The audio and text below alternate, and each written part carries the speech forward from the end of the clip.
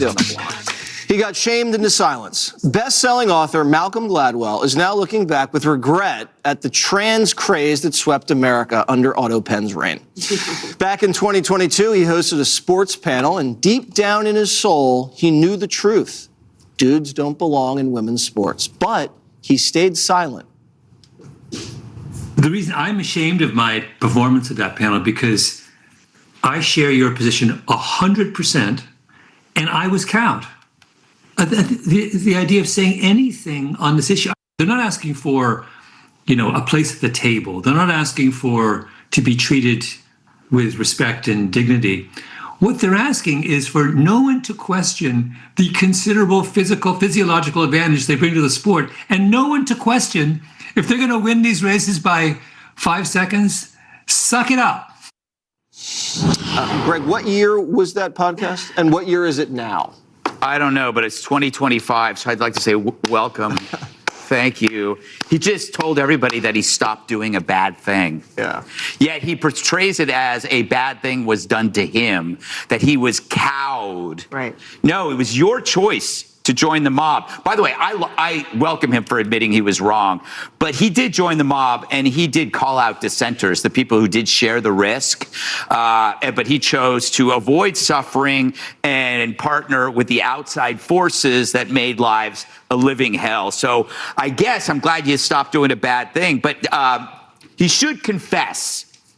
He should tell us why he's confessing the truth now and not earlier. And it's because people braver than him did it first. Yep. They shared the risk. If they hadn't shared the risk, he wouldn't be doing that. Imagine if Kamala had won, if Trump had lost.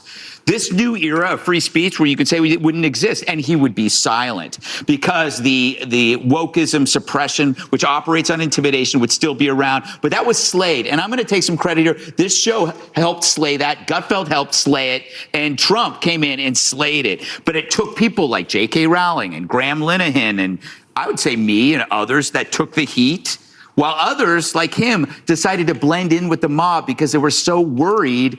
They were so worried that they would either lose friends or invites to cocktail parties. So I think he missed a step. He should tell us why now. Are you finished congratulating yourself? No, not yet.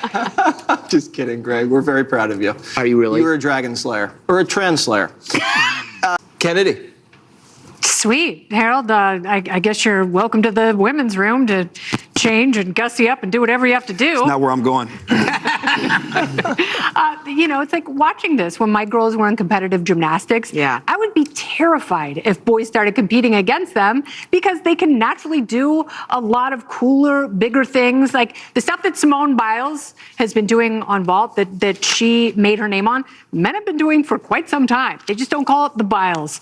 And I was really disappointed when she came out with such vitriol against Riley Gaines because, I felt like there was a way for her to have the conversation without doing what Malcolm Gladwell did 3 years ago, which is virtue signal to people in order to be liked and accepted. Because if you said anything that critically opposed the orthodoxy, you were exiled. And, people like that whose fragile egos depend on being welcomed into that faction, that is a fate worse than death.